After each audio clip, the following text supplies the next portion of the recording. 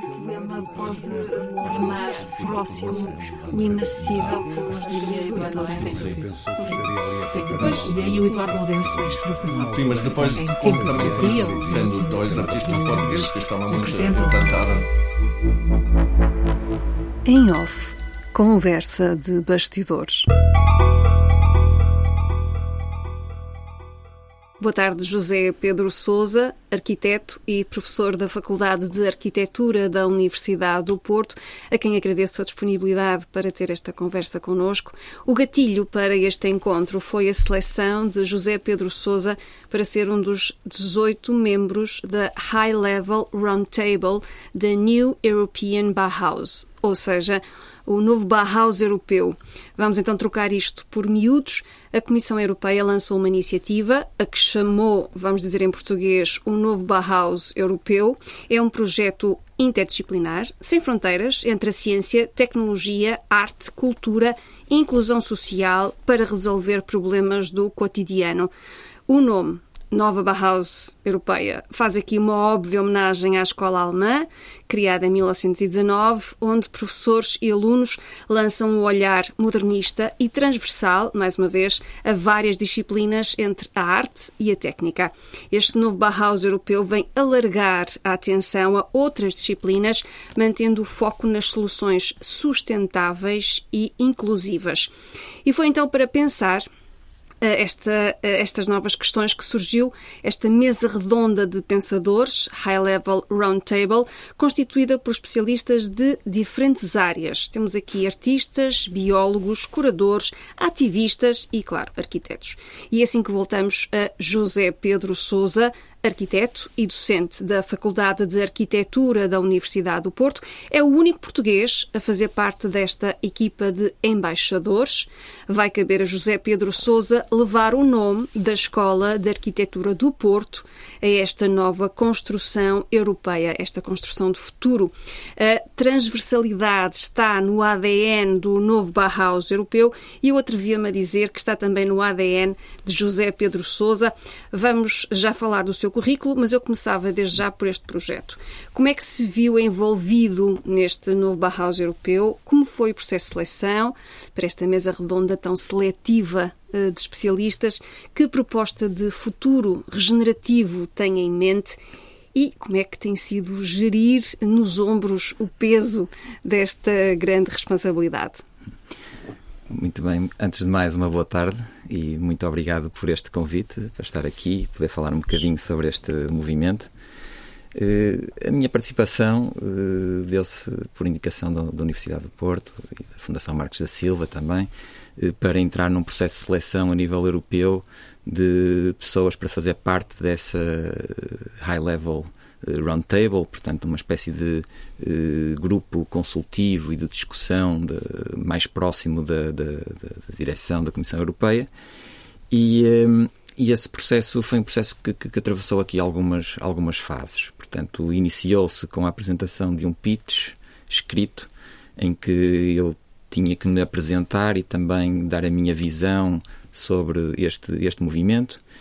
Pessoalmente, eu tenho estado a trabalhar ligado às tecnologias digitais na arquitetura e, portanto, foi um bocadinho sobre essa perspectiva de perceber e de apontar a transformação digital da disciplina como uma das soluções e estratégias para ajudar a que este movimento se pudesse concretizar e, portanto, podermos atingir um ambiente construído mais sustentável e também, dando alguns exemplos, no meu caso, ligados, por exemplo, ao uso da cortiça, que é um material muito português e também um material com uma história de economia circular absolutamente fantástica e que eu, vejo como um elemento muito inspirador e ilustrador desta ideia da New European Bauhaus. Posteriormente, a Comissão Europeia foi organizando algumas conversas em grupos pequenos com outros participantes, onde, se trocaram algumas opiniões, algumas ideias, e no final, fizeram esta seleção, que é uma seleção que eu penso que tenta criar um grupo heterogéneo de pessoas, portanto, pessoas de todos os países, também de idades muito diversas, com know-hows ou competências também diferentes, para a partir daí poder surgir de uma forma participativa ideias e informações que possam ajudar a potenciar e a concretizar este movimento, não é? A Presidenta da Comissão Europeia, numa declaração citada no website da Comissão, diz: precisamos de todas as mentes criativas, projetistas, artistas, arquitetos, cientistas, cidadãos, para que este novo Bauhaus seja um sucesso. Ou seja, ciência, energias renováveis, design, sociologia, as novas tecnologias.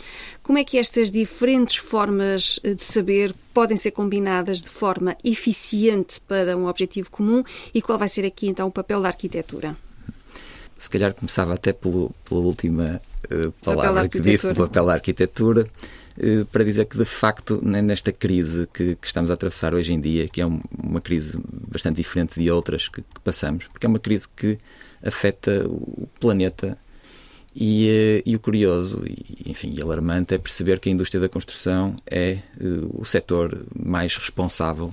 Se olharmos, por exemplo, eu costumo andar aqui com os números, mas se olharmos, por exemplo, para a emissão de CO2 na Europa, o setor da construção, direto ou indiretamente, é responsável por mais de 1/3 das emissões, não é? Mais ou menos sensivelmente na mesma proporção também da geração de resíduos, não é? E se for um bocadinho mais dentro ainda da indústria, portanto, se olharmos para um material como o cimento, que é o segundo material mais utilizado no mundo todo depois da água, a indústria à volta do cimento é responsável por 8% das emissões. Se o cimento fosse um país, era o terceiro país do mundo mais penalizador relativamente à crise que atravessamos. E nesse sentido, digamos, a arquitetura, sendo uma espécie de orquestrador desta indústria, tem que assumir esta responsabilidade, não é? E será, digamos, das áreas mais fundamentais a desempenhar um papel nesta transformação.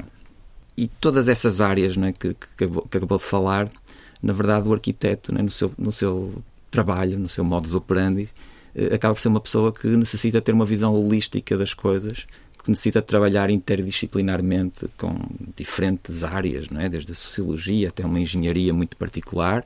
Portanto, tem que ter esta capacidade de pensar em sistemas e não em disciplinas compartimentadas e, portanto, quer pela responsabilidade que a indústria tem, quer pela sua maneira de agir perante uns problemas e gerar soluções, a arquitetura tem que estar no centro deste movimento. Há um designer muito conhecido, Bruce Mau, que ainda escreveu há pouco tempo um livro onde ele diz que hoje em dia, perante esta crise, praticamente tudo aquilo que fazemos tem que ser alterado, não é? E, portanto, todas as áreas têm que se repensar a si próprias.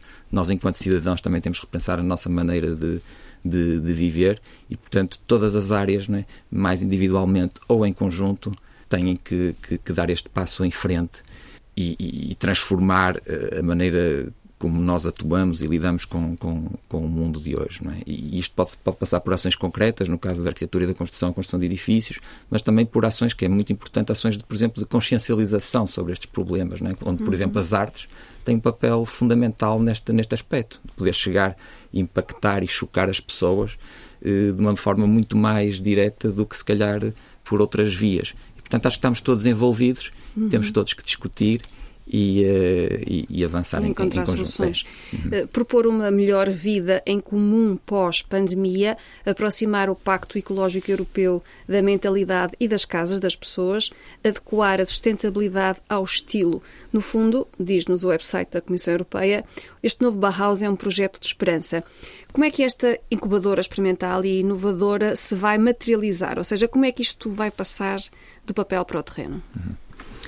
Em primeiro lugar, acho que, digamos, esta ação parte exatamente aqui de um conceito e de uma alusão a esta escola, a Bauhaus, que é extremamente inspiradora e, portanto, acho que tem aí um bom princípio logo. Depois, também, aquilo que está a decorrer neste momento é uma primeira fase, entre 3 fases que estão previstas. Uma primeira fase de desenho de ideias, de hipóteses, projetos.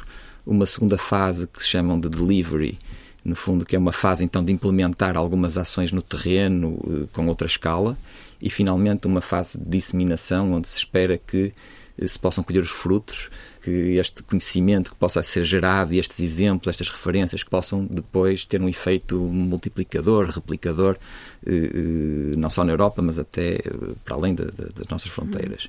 Já agora, desculpe, nesta primeira fase, mais de exploração de ideias, identificação de necessidades mais urgentes e interligar partes interessadas, entra já aqui o prémio Bauhaus que foi lançado.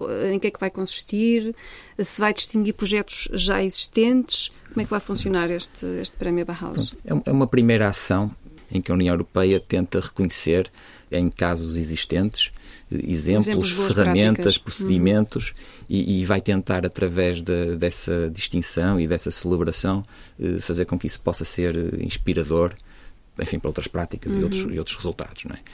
O que se vai passando também paralelamente, por exemplo, a esta iniciativa, é uma vontade e uma intenção de funcionar ao contrário, ou seja, da União Europeia, digamos, abrir a todos os seus cidadãos a possibilidade de poderem contribuir com ideias, exemplos, seja de educação, seja de práticas, de projeto, edifícios, de materiais, portanto, a diversos níveis. Eles estão a recolher todas essas ideias para depois poderem, então, digamos, vir a selecionar e até apoiar algumas destes projetos. Para além do prémio, para além deste radar e desta consulta aos cidadãos da Europa, também está previsto uma call mais para o outono para a seleção de 5 projetos Bauhaus, digamos 5 projetos com outra escala, com projetos piloto, não é? Projetos piloto. Com soluções sustentáveis, inclusivas. Exatamente, e até pode ter perfis, eventualmente poderão ter perfis diferentes, não é? Imagino que possam, digamos, um se calhar pode estar mais ligado à construção, se calhar outro pode estar mais ligado à valorização de ideias e de negócios, portanto, para depois, então, na fase seguinte, podermos colher os frutos e podermos disseminar essas ideias e gerar outros projetos do género, não é? A terceira fase vai ser, então, difundir as ideias e os conceitos que definem este novo Bauhaus através de novos projetos, ligação em rede, partilha de conhecimento. Como é que isto se vai materializar, esta terceira fase?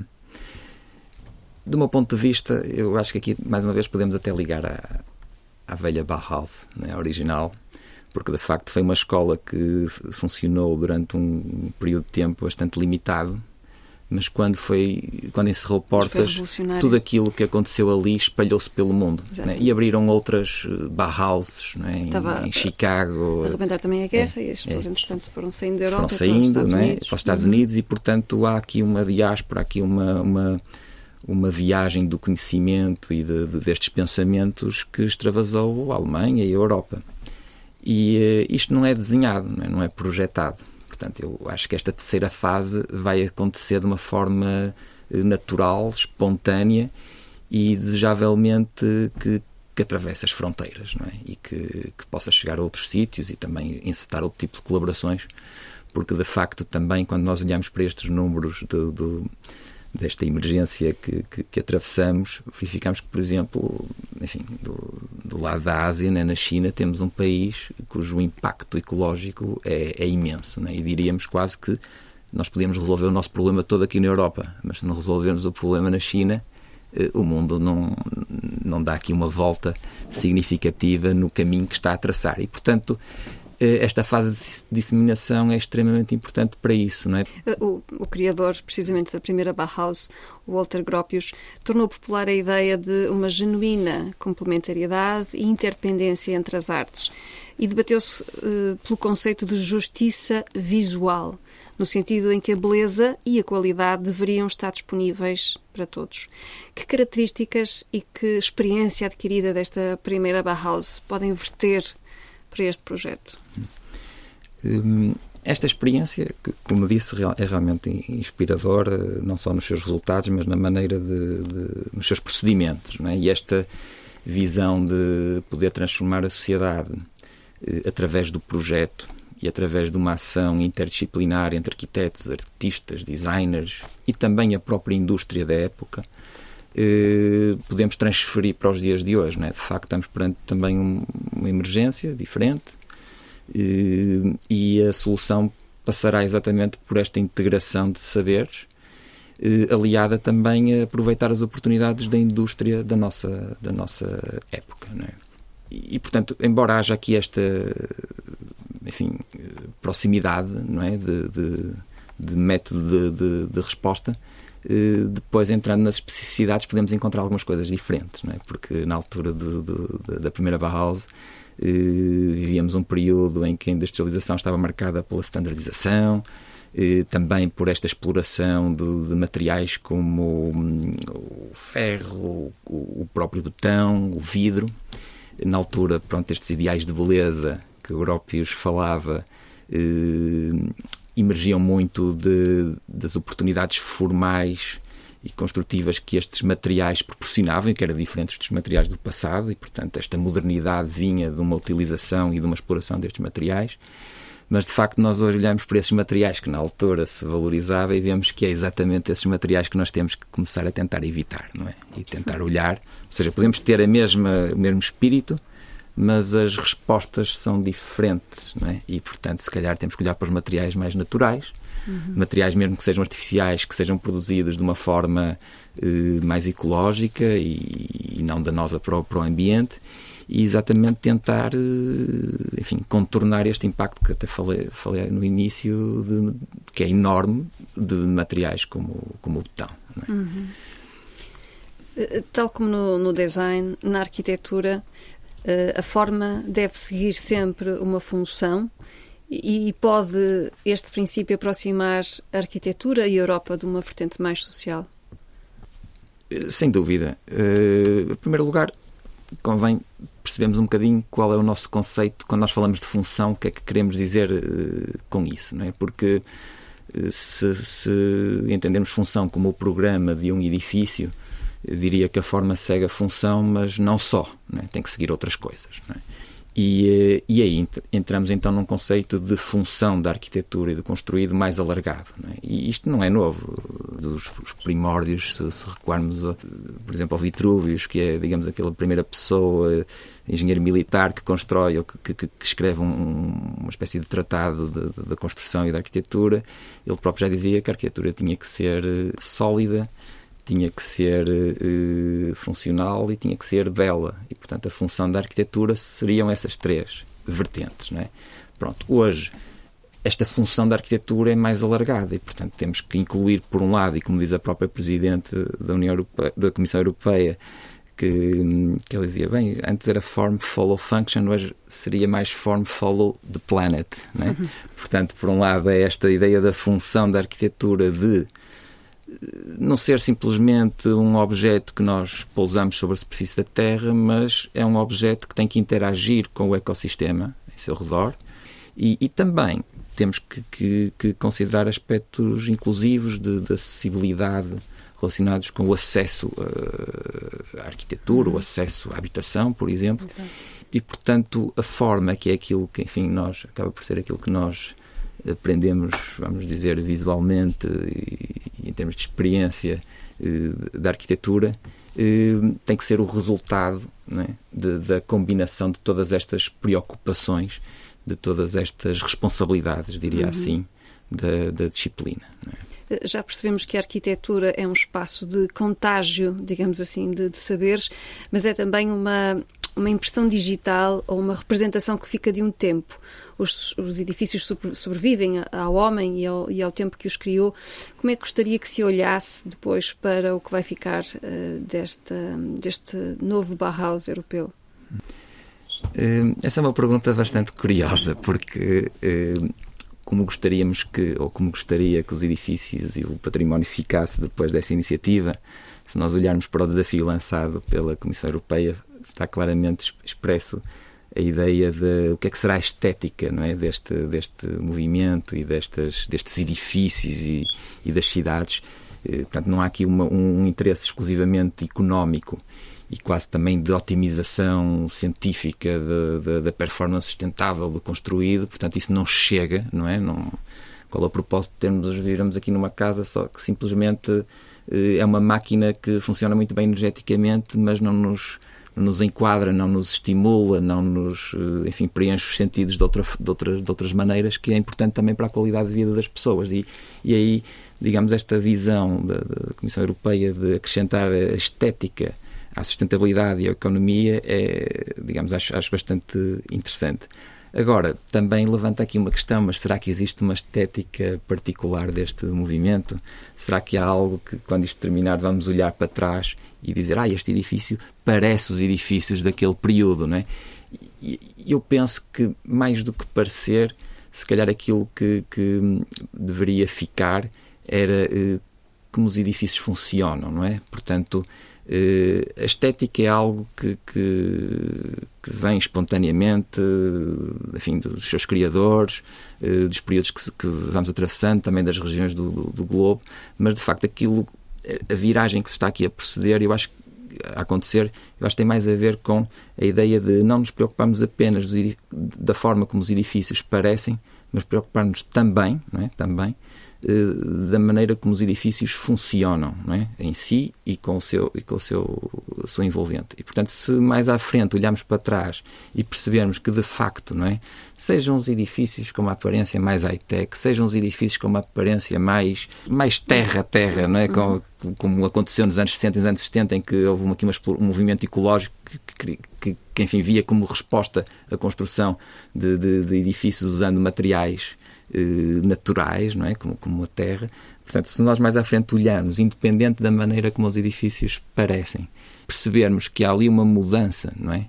Que os edifícios foram entendidos como um organismo que foi pensado em termos também da sua própria performance, acho que se calhar isso seria o valor que gostaria de ver como reconhecido após, digamos, um período como este. E pegando ainda nessa ideia do contributo que a arquitetura pode dar, numa altura em que os interesses imobiliários inflacionam os preços, a gentrificação esvazia as cidades das suas populações. As questões ambientais precisam de ser pensadas dos materiais e métodos de construção até à exposição solar das habitações, em que pensar a cidade muitas vezes se circunscreve apenas a pequenas frações. Que respostas novas... Não tenho aqui nenhuma fórmula mágica para dizer uma solução em particular. O que me parece importante é que realmente o arquiteto se sintonize com o tempo que vive. Uhum. E, por exemplo, hoje em dia estamos a atravessar aqui esta situação pandémica que ninguém previa e que, de repente, nos faz repensar uma série de coisas sobre a própria cidade, o espaço público, o espaço doméstico da habitação. E, portanto, ou seja, é muito importante perceber estas dinâmicas e os problemas de hoje para poder responder como tal, não é? Porque, falamos aqui, por exemplo, do fenómeno da gentrificação, mas podemos acrescentar aqui uma série de outros desafios, não é? Como a habitação em conjunto, o co-housing, como estas populações nómadas que hoje está a falar aqui um bocadinho como até meios de resposta a esta crise económica provocada pela pandemia, de tentar tornar as cidades atrativas para receberem pessoas que estão a trabalhar à distância noutros sítios do planeta, não é? Falando agora um pouco sobre o seu percurso, José Pedro Sousa tem licenciatura em Arquitetura pela FAUP, mestrado em Arquiteturas Genéticas na Universidade Internacional da Catalunha, onde também deu aulas, doutoramento em Arquitetura na Técnica de Lisboa. Em 2009 recebeu o Prémio Jovem Investigador da Técnica de Lisboa, Caixa Geral de Depósitos. No âmbito do seu doutoramento, estudou nos Estados Unidos, no MIT, na Universidade da Pensilvânia, concluiu projetos em países como Espanha, Eslováquia, Itália, República Checa e Áustria. Já recebeu vários prémios e distinções. Quando é que percebeu que era pelo caminho da arquitetura que queria seguir? Acho que a minha história não deve ser muito original, mas eu não tenho ninguém na família que é arquiteto, não tenho. Ok. Mas, então já foi original na sua família. Exatamente, nesse contexto, sem dúvida. Mas, enfim, como parecia que fazia assim uns desenhos engraçados, quando era mais novo, ouvia sempre aquele comentário: tu se calhar devias ir para arquiteto, porque desenhas bem, não é? Comecei depois a perceber um bocadinho melhor porque arquitetura e porque não, por exemplo, uma pintura, umas belas artes. Comecei a perceber isso melhor, então, no final do secundário, quando fui para a escola secundária Soares dos Reis, eu por acaso recordo mesmo com muita com nostalgia esse período, porque foi das escolas mais fantásticas que eu passei e que de facto me abriu os olhos então aí para a arquitetura, para alguns arquitetos e enfim, tornar um bocadinho mais consciente esta minha escolha. Então, depois da licenciatura na Faculdade de Arquitetura da Universidade do Porto, teve contacto com várias instituições internacionais no seguimento da sua formação e depois de volta à FAUP, criou o Laboratório de Fabricação Digital, que recorre a tecnologias digitais para desenvolver soluções e materiais inovadores para as indústrias da arquitetura e da construção. São respostas menos comuns, digamos assim, em matéria de design de produto, na reconfiguração de materiais ou nas novas tecnologias construtivas. Temos aqui já um recurso a uma espécie, a uma transversalidade, digamos assim, já de disciplinas, no sentido em que pode fornecer aqui respostas inovadoras às exigências não só da arquitetura, mas também da indústria. É assim? Exatamente. O laboratório em questão é o DFL, que é o Laboratório de Fabricação Digital. Pertence ao Centro de Estudos em Arquitetura e Urbanismo da Faculdade de Arquitetura e foi um laboratório criado em 2013 na sequência de um projeto financiado pela FCT na área da robótica aplicada à arquitetura e à construção. E como tal, enfim, foi um projeto que envolveu outras disciplinas, nomeadamente colegas de Engenharia e Eletrotécnica e de Sistemas, que participaram no projeto e que o projeto tinha como missão explorar, enfim, uma das tecnologias de manufaturação mais avançadas da atualidade, que é o robô industrial, que nós vemos das indústrias vemos, por exemplo, nas fábricas de automóveis, mas de uma maneira diferente quando consideramos a indústria da construção, porque se entramos numa fábrica de automóveis, vemos ali um robô a fazer o mesmo movimento durante 24 horas por dia, durante 7 dias por semana, e portanto ele está ali a substituir o homem, mas a fazer a mesma coisa sem se cansar. Não é? Mas no caso da construção, a construção não é uma disciplina por natureza standardizada. Não é? Cada edifício é um edifício diferente do outro. E aí esta transformação digital que está em curso, e nomeadamente no campo da fabricação, quando nós olhamos para um robô, vemos a possibilidade não dele fazer a mesma tarefa mais rapidamente e sem se cansar 24 horas por dia, mas olhamos para o robô pela sua capacidade de poder oferecer flexibilidade na produção. Eu posso programar o robô hoje para fazer uma coisa e no momento seguinte ele fazer outro corte de outra maneira, né, noutra peça. E, portanto, vemos aí um conjunto de tecnologias que, para a indústria da construção, podem permitir materializar soluções que são diferentes com a mesma facilidade como se elas fossem iguais. Como eu disse no início desta conversa, vai caber a José Pedro Sousa levar o nome da Escola de Arquitetura do Porto a esta nova construção europeia. Perguntava-lhe o que representa para si hoje a Escola de Arquitetura do Porto e como antevê a adaptação deste conhecimento e destes princípios à nova construção europeia. Bem, vou falar em casa própria, não é? Mas, de facto, acho que aquilo que muitas vezes se refere como a Escola do Porto refere-se a um espaço de aprendizagem, de conhecimento e também de prática que, por um lado, respeita a tradição, e nós vemos aqui na Escola do Porto uma espécie de linhagem entre antigos arquitetos e depois arquitetos mais jovens, desde o Carlos Ramos, o Fernando Távora, Álvaro Siza, Souto de Moura, até os dias de hoje. Portanto, vemos aqui os novos a aprenderem com os mais velhos e o saber a progredir no tempo, mas ao mesmo tempo este respeito pela tradição e esta valorização da tradição não impede de ser moderno, não é? Não impede de tentar perceber o que é que se está a passar e usar essas ferramentas da tradição para inovar dessa maneira. E acho que tem sido um bocadinho dessa forma que a arquitetura feita por arquitetos associados aqui à Escola do Porto, que se tem notabilizado, não é? Por um lado, por essa preocupação com o contexto, preocupação com o lugar, com essas condições pré-existentes e não desenhar sobre uma folha em branco. E depois, outra característica também muito, enfim, evidente, também tem sido o papel do desenho como instrumento e como meio não só de representar o projeto, mas também de pensar o projeto. Pronto, Eu penso que, por um lado, eu vejo aqui uma lógica de continuidade ou de extensão da maneira como a escola atua perante os problemas. Não é? Há aqui uma frase muito falada, não é? Pelo próprio Albert Camus, não é? De que a solução está no sítio. Não é? E é um bocadinho isto. Se nós quisermos resumir todos os nossos problemas hoje, também é um bocadinho, temos que projetar de acordo com as condições do sítio, de acordo com o clima do sítio, valorizando os materiais que estão ali para impedir que eles venham de longe e que o transporte provoque danos ambientais. Portanto, de facto, esses princípios acho que estão, como disse no início, no nosso ADN. Agora, penso que também é importante que a escola abrace algumas das ferramentas que vão surgindo hoje em dia para podermos dar essas respostas de uma maneira mais efetiva. Não é? Há pouco dizíamos que a arquitetura é uma espécie de impressão digital de um tempo, sobrevive ao seu criador, o eterno ou o perene, a projeção do futuro ou o carpe diem, a arquitetura ou o surf. O que é que o entusiasma mais? Essa é uma pergunta não estava à espera, muito complicada. Não estava nada à espera.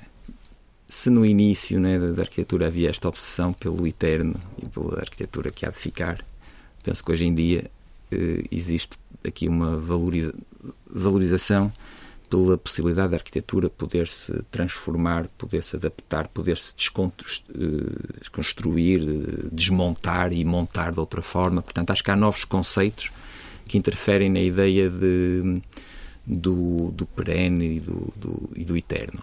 Também acho que essa dialética é muito engraçada, porque quando olhamos para a ideia de sustentabilidade podemos pensar que determinados edifícios, até construídos no passado em aço, por exemplo, não é? Ou em ferro, que são edifícios, enfim, se eles durassem pouco tempo, obviamente o impacto, a pegada ecológica seria muito negativa, mas temos às vezes construções que já estão aí há 100 anos, 150 anos, e que, portanto, ao longo do tempo diluíram a sua pegada ecológica. Não é? Pronto, portanto, acho que a dialética entre esses opostos é muito interessante de analisar, de esmiuçar, porque podemos encontrar valores no permanente e no eterno, enfim, de resposta aos problemas que vemos hoje, mas também podemos encontrar, quando falamos, por exemplo, da economia circular, valor em edifícios que, enfim, estão desenhados para se construírem num momento e, passados uns anos, desmontarem. José Pedro Sousa, arquiteto e docente da Faculdade de Arquitetura da Universidade do Porto, é o único português a fazer parte da equipa de embaixadores que vai pensar esta construção nova, o novo Bauhaus europeu, a quem agradeço a sua disponibilidade. O projeto transdisciplinar que vai buscar inspiração à Bauhaus, do Walter Gropius, vai absorver conceitos como o de justiça visual, no sentido em que a beleza e a qualidade devem estar disponíveis e acessíveis para todos.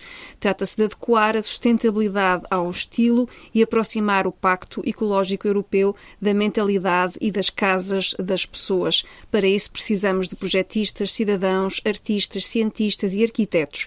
Precisamos de todas as mentes criativas, diz-nos a Presidente da Comissão Europeia, para que em conjunto se possa criar uma melhor vida em comum no pós-pandemia. Muito obrigada.